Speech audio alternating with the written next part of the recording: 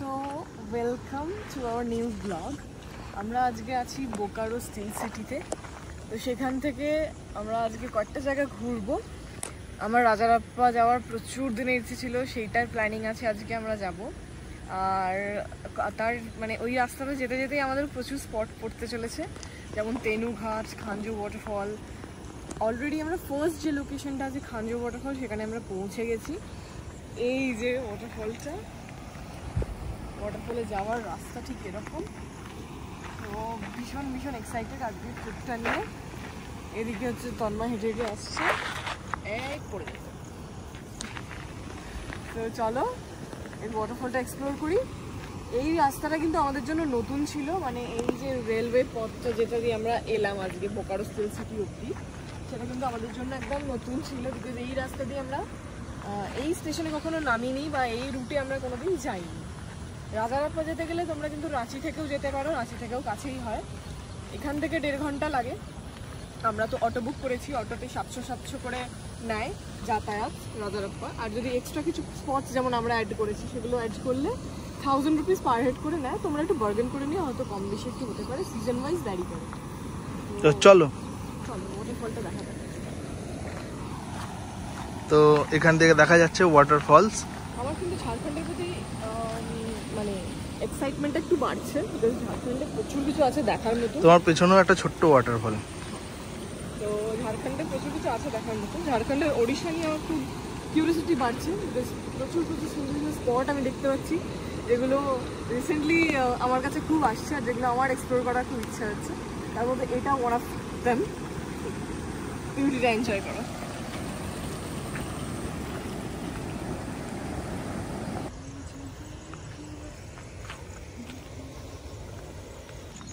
আমি ভিডিও করছি। যে আমাদের ল্যাংচা বেবি যাচ্ছে ওয়াটারফল দেখে ভালো লাগছিল না, তো অটোওয়ালা ভাইয়াকে এই বাইকটাকে নিয়ে চলে যাই। ওনাকে বললাম এখান থেকে আমরা ভিউটা দেখতে পাই। এখান থেকে ভিউটা অসাধারণ লাগছে। ওনারা ঝাড়খণ্ডে থাকেন, ওনারা এইসব প্লেস জানেন না। আমরা কোন চুলো থেকে আসছি, আমরা এই প্লেসগুলো ওনাদের শিখিয়ে যাই। ইভেন এটা কিন্তু একটা ট্রিপে নয়, অনেক ট্রিপে হয়েছে, প্রচুর ট্রিপে হয়েছে এরকম। তারা সেখানে থাকে, তারা বলছে এই স্পটটা এখানে আছে জানিই না, কেউ তো আসেনি না তেমন, বাট স্পটটা কিন্তু তাদের ভালো লেগেছে। তারা বলছে নেক্সট টাইম কিন্তু তারা নিজেরা টুরিস্টদের রেকমেন্ড করবে জায়গাটায় আসার জন্য। এসব আমাদের ক্রেডিট। চলো,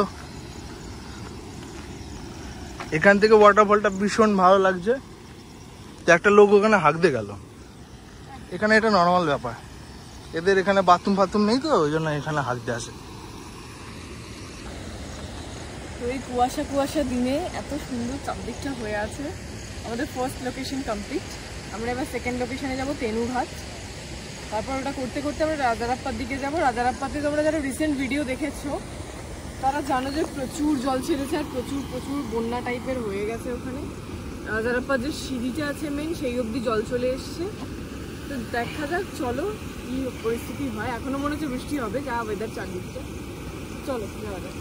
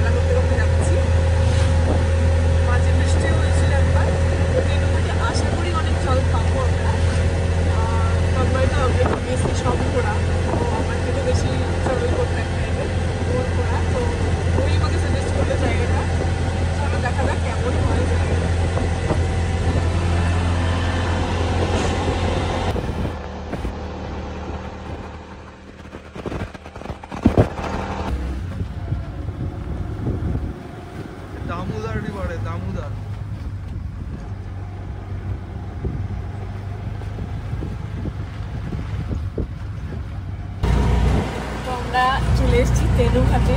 বৃষ্টি পড়ছে আবার, আর চারদিকটা পুরো কুয়াশায় ভরে গেছে। ওদিকটা দেখাও।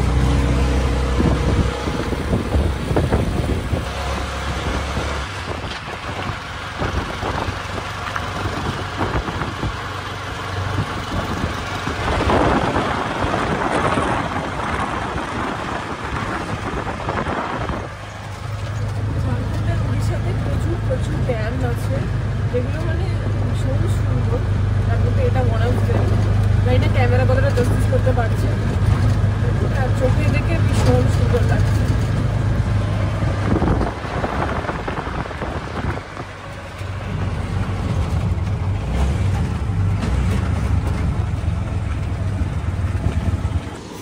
Welcome to Tenughat. তেনুঘাটের আসল যে সৌন্দর্য সেটা তোমাদের দেখাতে চলেছি, চলো।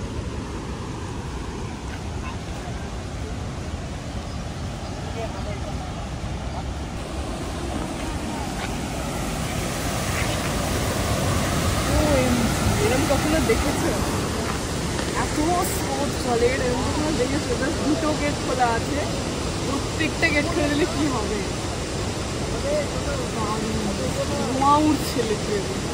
একটা গেট খোলা আছে, দুটো দিয়ে না ওইটা নিচের গুলো আলাদা, ওটা আলাদা গেট। স্রোত বেশি।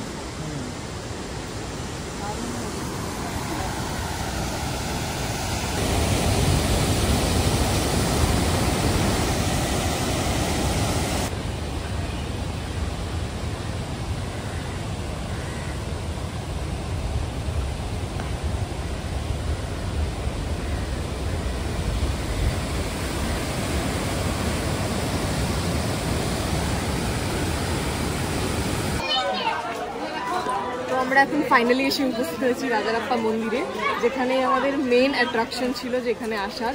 তো সোজা গেলে হচ্ছে রাস্তা, জানি না কত লাইন পড়েছে, কত ভিড় রয়েছে, কখন দর্শন হবে কিছু জানি না, বাট স্টিল আমরা হোপফুল যে হ্যাঁ দর্শন হবে। চলো যাও। মন্দিরের আশেপাশে প্রচুর দোকান আছে, তো আমি আমাদের ওখান থেকে একবার বাস ছেড়েছিল 7-8 বছর আগে, তখন আমি অনেক ছোট ছিলাম, তো আমি এইভাবে ব্লগ করেছিলাম।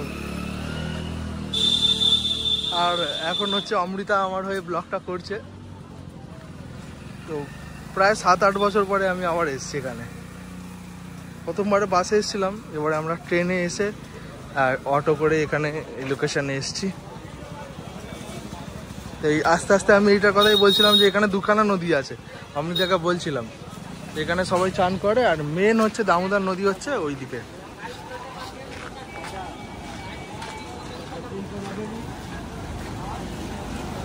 কেমন লাগছে?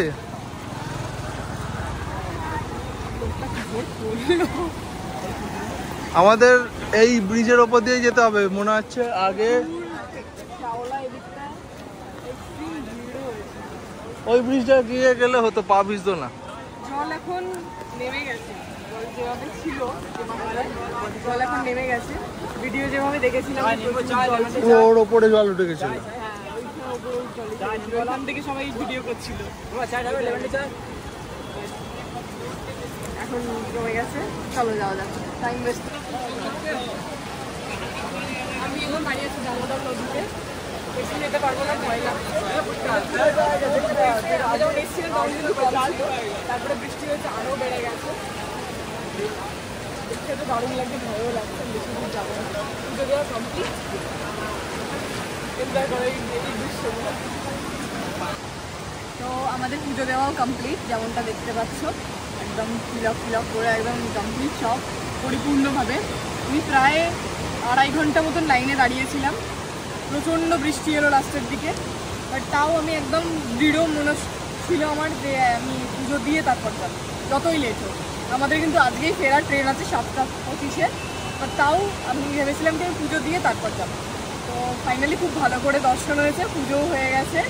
আর আমরা মানে আমি যে টাইমের লাইনে দাঁড়িয়েছিলাম সেই টাইমটা পুরো মন্দিরটা একদম ঘুরতে হচ্ছিল, মানে এতগুলো পাক আছে ভেতরে, প্রায় 50 এবং পাক, মানে রাউন্ড আছে, মানে ঘুরতে হচ্ছে জিগজ্যাগ করা আছে।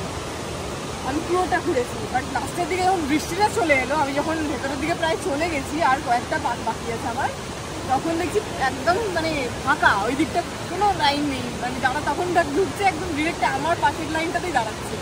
তখন ভাবছি আমি 2.5 ঘন্টা মতো দাঁড়িয়ে আমি কী করলাম, মানে আমি এতক্ষণ দাঁড়িয়ে রইলাম, তাও মনকে বোঝাচ্ছিলাম যে ঠিক আছে আমি পুণ্যই করছি, মানে আমি অনেকক্ষণ দাঁড়িয়ে থেকে যেহেতু মায়ের কাছে যাচ্ছি, তো আমি বেশি পুণ্যই করছি।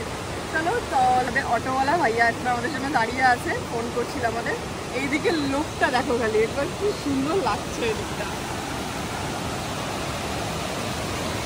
ঘোলাটে জলটা আসছে, সাদা জল, দুখানা জল মিলিত হচ্ছে, এত জলের প্রেশার। আর এই হচ্ছে রাজারাপ্পা মন্দির।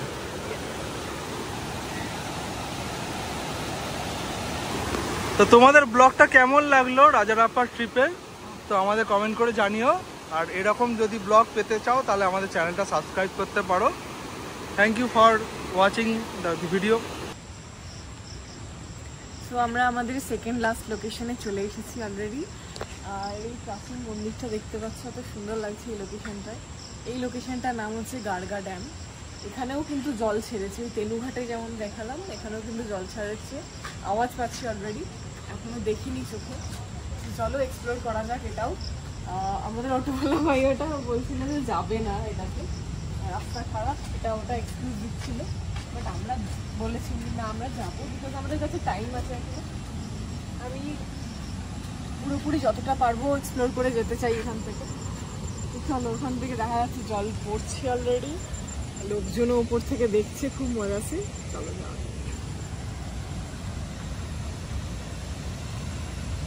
হলো সেই গার্গা ড্যাম, যেটা কিন্তু সানসেটের জন্য খুব বিখ্যাত, সানসেট ভিউ পয়েন্টের জন্য। বাট আজকের দিনটা কিন্তু পুরো মেঘলা ছিল, 1% মানে রোদ্দুর ওঠেনি।